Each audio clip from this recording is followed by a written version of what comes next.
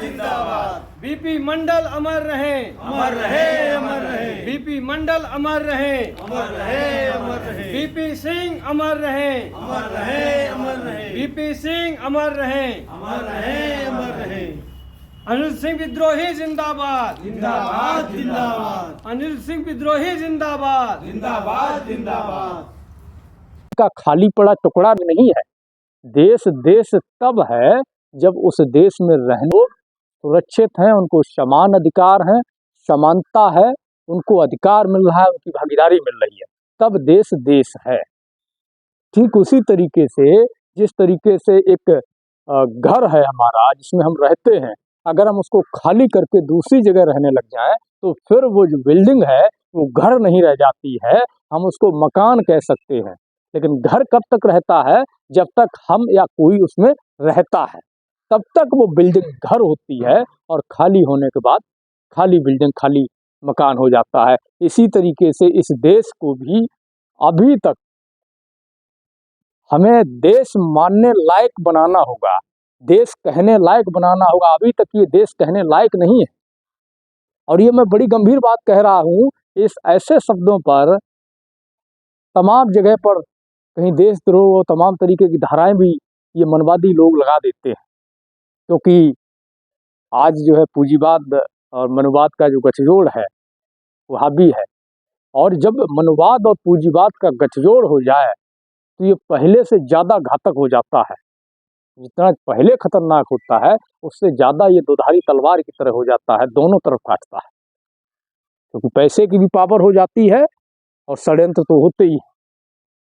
तो आज वही स्थिति है, पूंजीवाद और जो ब्राह्मणवाद है, मनवाद है, इनका जो संयुक्त गठजोड़ है ये देश के अंदर हावी है। और ये गठजोड़ सिर्फ बना ही इसलिए है ताकि किसानों, कमीरों, मजदूरों, हरवाओं, चरवाहों की, शोषितों, वंचितों की, पिछड़ों, दलितों, आदिवासियों की, कमेरों की, उनकी जमीनों को लूटा जा सके, उनके अधिकारों को छीना जा सके, और उनको पूरी तरीके से जो संविधान प्रदत्त अधिकार थोड़ा सा अभी मिला है उससे पूरी तरीके से वंचित बनाया जा सके।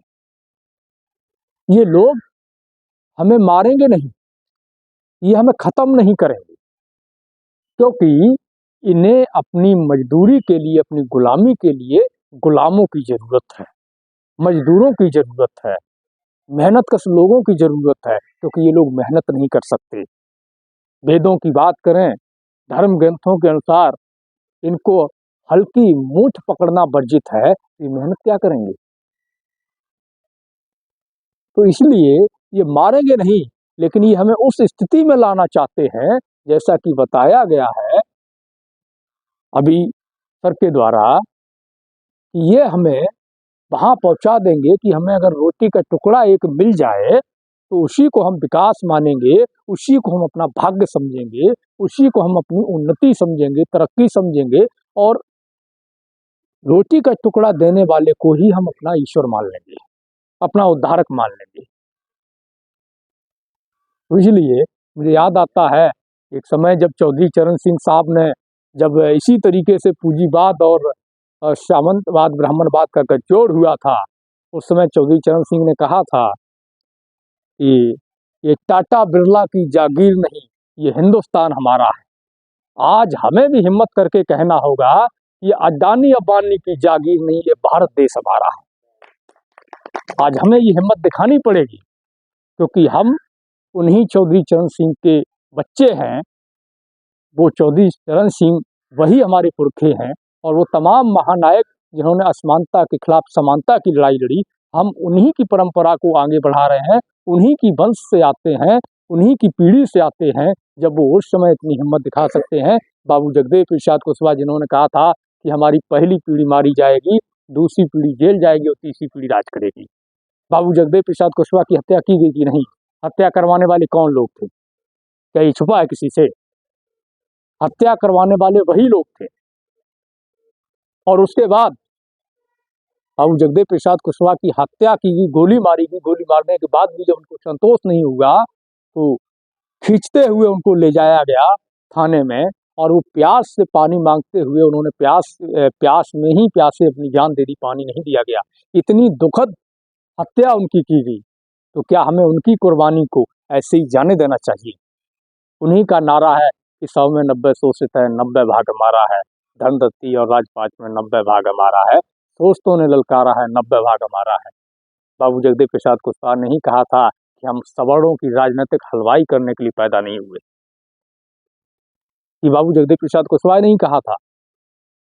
तो इसलिए जब हमारे पुरखे इतने महान रहे, उस समय जब शिक्षा का अभाव था, संसाधनों का अभाव था, हमारे लोगों को जिस तरीके से बता दिया जाता था उनको वो मानना पड़ता था।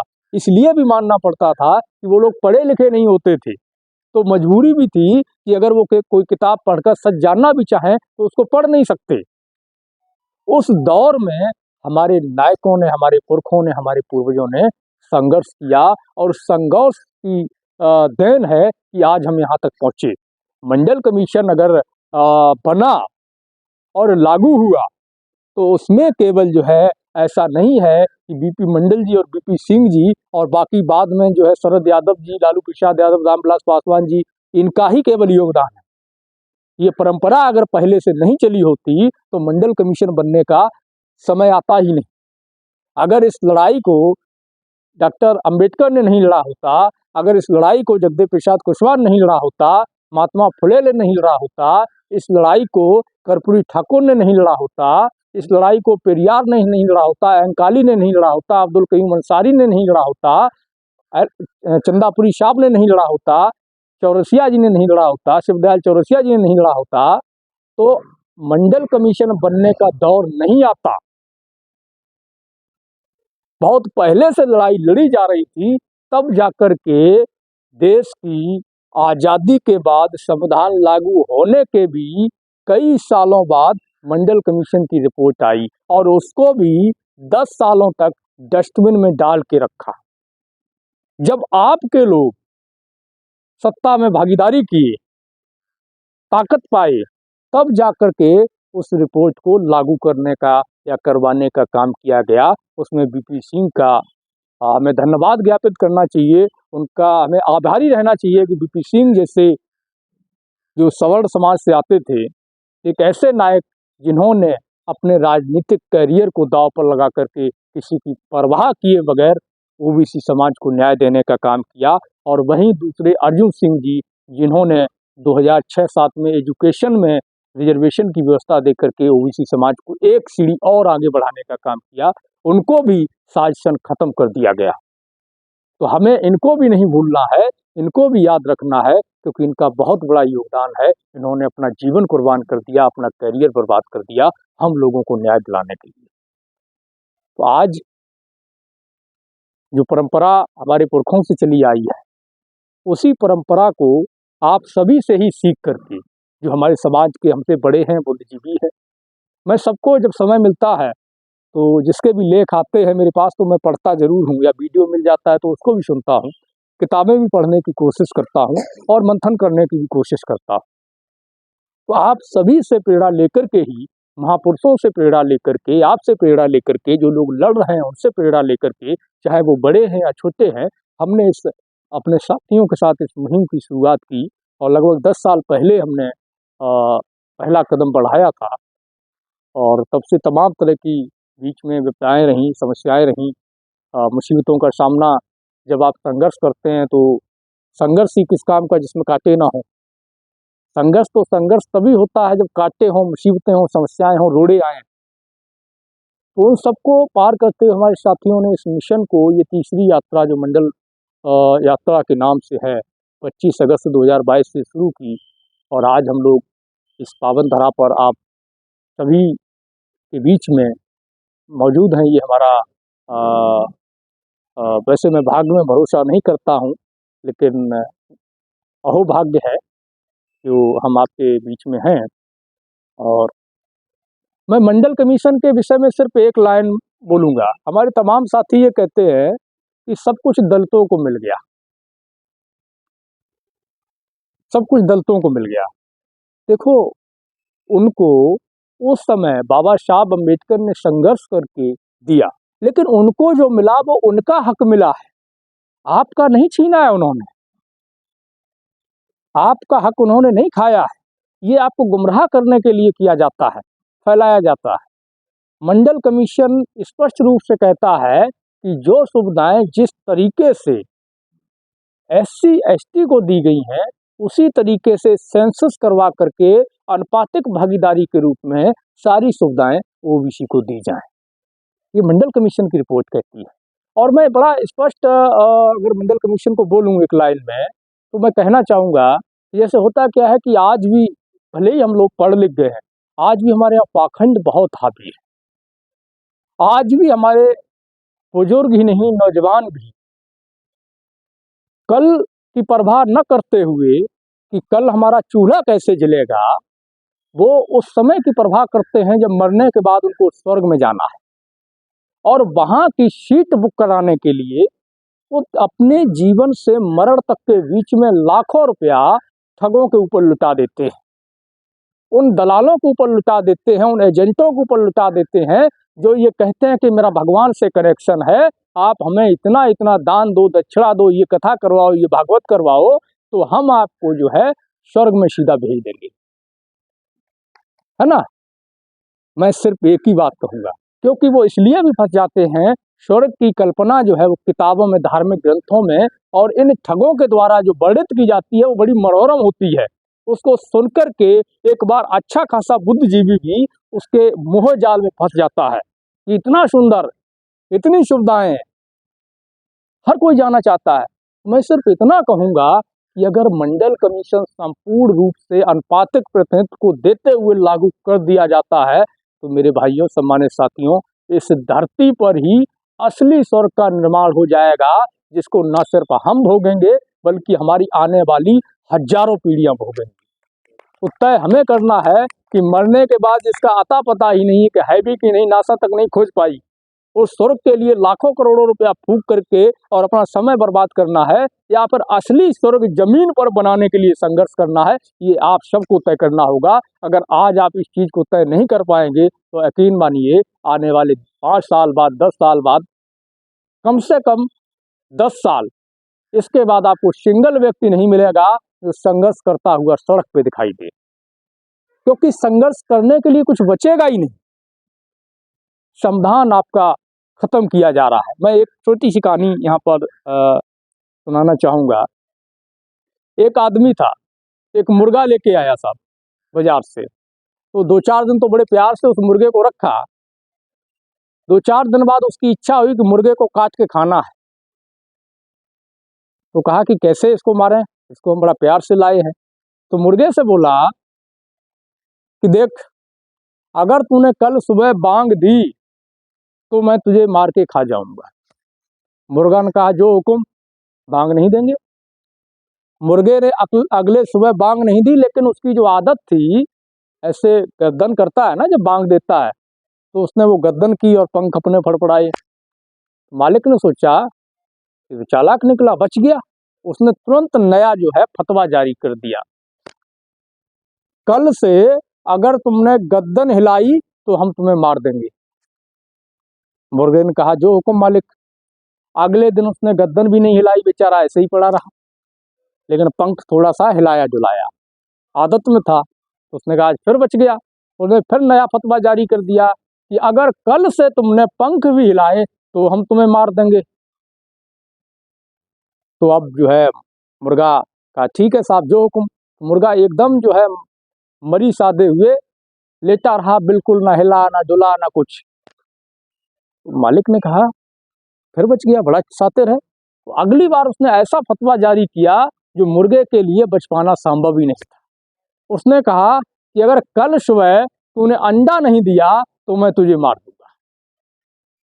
अब मुर्गा जो है बड़ा असमंजस में, तो मुर्गा रोने लगा।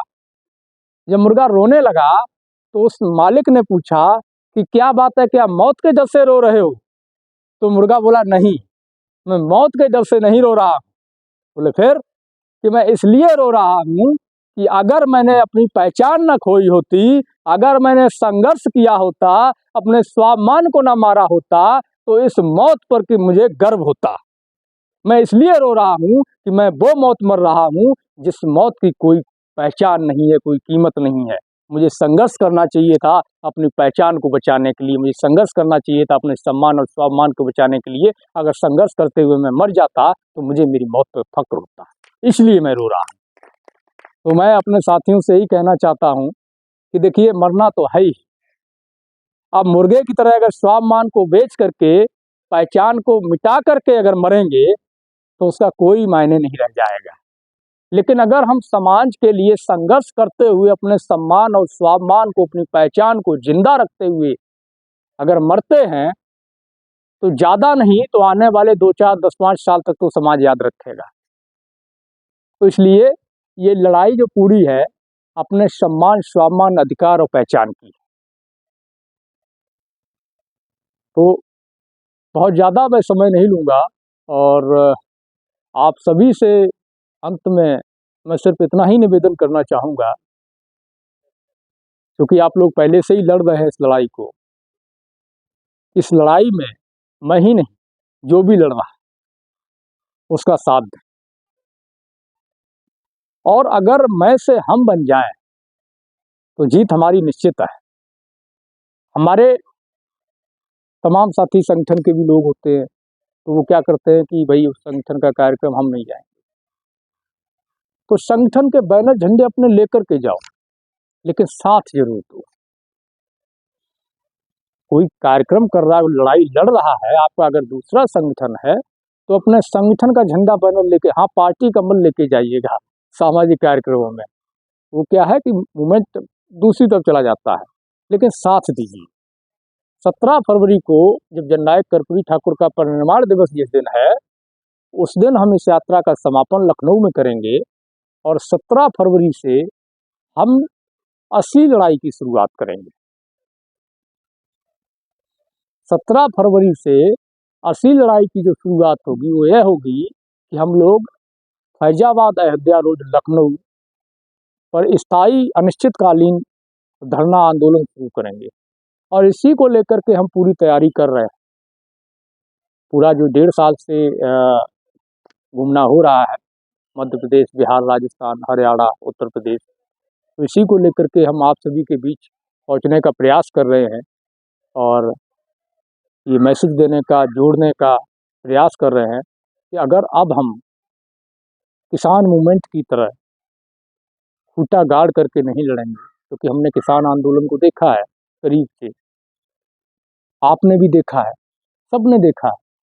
अगर किसान 1 दिन 2 दिन का धरना करते तो क्या ये सरकार झुकने वाली थी? कभी नहीं झुकती। तो किसान, हम ही किसान हैं और हम ही बैकवर्ड है, बहुजन है। किसान आंदोलन में भी हम ही थे, हम ही लोग थे ना। अरे हम आप नहीं थे तो हमारे ही लोग थे, हम ही थे। तो जब हम किसान आंदोलन इतना बड़ा कर सकते हैं और सरकार को झुका सकते हैं, तो जाति जनगणना कराने के लिए, मंडल कमीशन लागू कराने के लिए क्या हम आंदोलन नहीं कर सकते? कर सकते हैं कि नहीं? और करना पड़ेगा, क्योंकि इसका एक फायदा और है। अगर हम आंदोलन खड़ा करने में सफल हो गए तो पिछड़ा समाज न सिर्फ चैतन्य होगा बल्कि संगठित होना भी सीख जाएगा और अपने हर एक मुद्दे पर जो भी चुप रहता है, तमाम तरह की घटनाओं पर, उस पर मुखर होकर के लड़ना भी सीख जाएगा। उसके अंदर जो भय है वो खत्म हो जाएगा। पूरा सिस्टम भय पर है। हमारे तमाम लोग डरते हैं कि हम धरना देंगे तो मुकदमा लग जाएगा, हम धरना करेंगे तो प्रशासन ये कर देगा, वो कर देगा। क्या करेगा प्रशासन? अगर वो लगा देता है बैरिकेड्स तो हमारे अच्छे अच्छे साथी जो हष्ट पुष्ट है, तगड़े हैं, तंदुरुस्त हैं, वो वहीं बैक हो जाते हैं। किसान आंदोलन में बैरिकेडों को उखाड़ के फेंका है, हटाया है और आगे बढ़े, लेकिन संभव कब होता है? जब समाज साथ हो। ठीक है, एक आदमी को तो वो 4 पकड़ेंगे और अंदर कर देंगे, ये सब चलता है। तो हमारी आपसे अपील है कि 17 फरवरी के इस आंदोलन में आप सब जुड़ें और इस मैसेज को ज़्यादा से ज़्यादा समाज के बीच, नौजवान साथियों के बीच पहुंचाने का प्रयास करें कि 17 फरवरी हालांकि ज़्यादा दूर नहीं है और ये 17 फरवरी तक लगातार कार्यक्रम चलेगा, इसलिए हम इसमें बीच में कोई गैप भी नहीं ले रहे हैं। वहाँ पहुँचने का प्रयास करें जैसे भी क्षमता है, जैसे भी आप पहुंच सकते हैं, आप साधन करके पहुंचते हैं, बाइक से पहुंचते हैं, बस से पहुंचते हैं, ट्रेन से पहुंचते हैं या पैदल यात्रा लेकर के जाते हैं। जैसे भी संभव है पहुंचने का प्रयास करें। ट्रैक्टरों से जा सकते हैं तो ट्रैक्टरों से जाएं। आंदोलन का सबसे बड़ा हथियार ट्रैक्टर ही है। जैसे भी संभव है इस आंदोलन से जुड़ें और ज़्यादा से ज़्यादा लोगों को जोड़ें, ताकि सरकार पर हम सब मिलकर के एक दबाव बना सकें। जातिवार जनगणना जिस तरह बिहार के अंदर हुई है, बिहार की जाति जनगणना ने एकदम आईने की तरह सब सवालों को क्लियर कर दिया है। अब कुछ छुपा नहीं है। पहले क्या था कि तमाम जो हमारे साथी अवेयर भी है, वो भी जातिवार जनगणना को उतना स्पष्ट नहीं समझ पा रहे थे। तमाम लोग तो ये जानते थे कि जाति जनगणना होगी तो ये पता चल जाएगा कि इसकी जाति की संख्या कितनी है ना।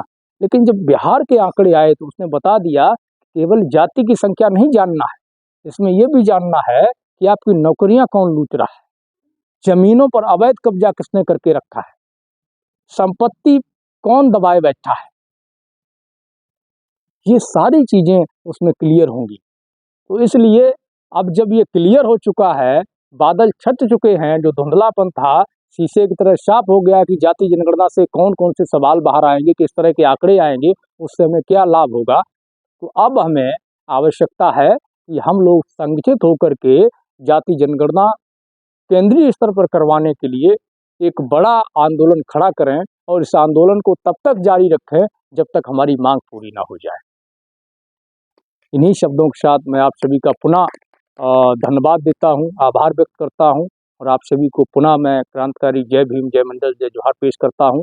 इंकलाब जिंदाबाद, उल गुलाम जिंदाबाद। साथियों नमस्कार, जय मंडल, जय श्रमदान, जय जोहार। मैं अनुज सिंह विद्रोही। साथियों आप देख रहे हो मंडल यात्रा 25 अगस्त 2022 से चल रही है और 17 फरवरी 2024 तक चलेगी। जातिवार जनगणना को लेकर, मंडल कमीशन की सिफारिशों को लागू करवाने को लेकर, जनसंख्या के अनुपात में आरक्षण की मांग को लेकर के, और 17 फरवरी 2024 से स्थायी आंदोलन की शुरुआत होगी। दोस्तों इस यात्रा के जरिए आंदोलन का निर्माण करने के लिए हमें आपके साथ की ज़रूरत है और सहयोग की ज़रूरत है। आप सभी से अपील है कि आप सभी इस यात्रा को चलाने के लिए आर्थिक सहयोग करें। यात्रा के जो वीडियोज़ हैं उनको अधिक से अधिक शेयर करें और हमारे इस यूट्यूब चैनल को सब्सक्राइब कर लें, बेल आइकन को प्रेस करें ताकि आपको नोटिफिकेशन मिलता रहे और अधिक से अधिक लोगों तक इस सूचना को पहुंचाएं। अपना कोई मीडिया नहीं है, अपना कोई तंत्र नहीं है। हम लोगों को अपनी लड़ाई, अपनी सूचनाएं खुद ही प्रसारित करनी, खुद ही लड़ाई को खड़ा करना है। शुक्रिया। जय मंडल, जय श्रमदान।